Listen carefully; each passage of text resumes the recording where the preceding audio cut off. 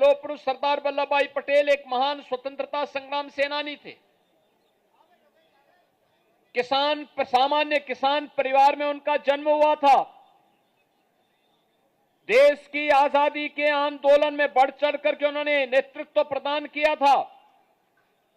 और जब ये देश आजाद होता है तो ब्रिटिशर की जो साजिश थी कि भारत को अनेक टुकड़ों में विभाजित कर दिया जाए, वे केवल 2 टुकड़ों से संतुष्ट नहीं थे, वो अनेक टुकड़ों में भारत को विभाजन करने की साजिश के तहत उस समय की ब्रिटिशर हुकूमत ने कुत्सित प्रयास किया था।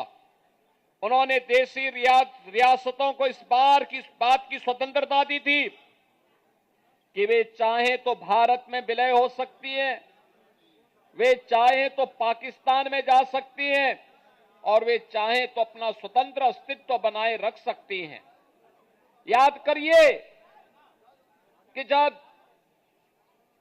हैदराबाद और जूनागढ़ के निजाम और नवाब के द्वारा भारत के अंदर शामिल होने में आनाकानी की जा रही थी, तो उस समय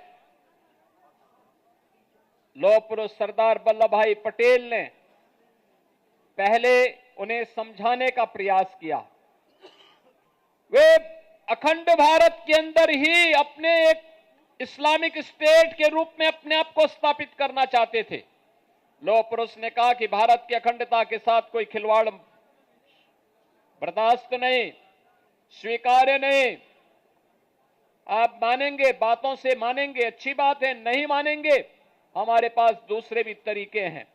और केवल पुलिस ही पहुंची, फोर्स अभी पहुंची ही नहीं थी कि दोनों निजाम भी, हैदराबाद का निजाम भी और जूनागढ़ का नवाब भी दौड़ गया, भाग गया। भारत छोड़ करके भागने के लिए उन्हें मजबूर होना पड़ा।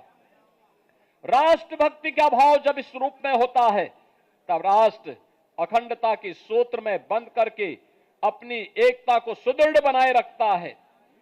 आप याद करिए, 563 रियासतों को उन्होंने भारत गणराज्य का हिस्सा बना करके अखंड भारत के निर्माण में अपना योगदान किया।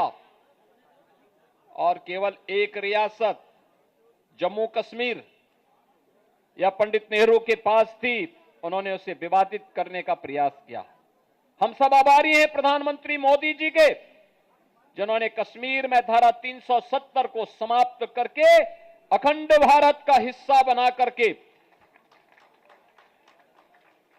लौह पुरुष सरदार वल्लभ भाई पटेल को अपनी विनम्र श्रद्धांजलि अर्पित की है।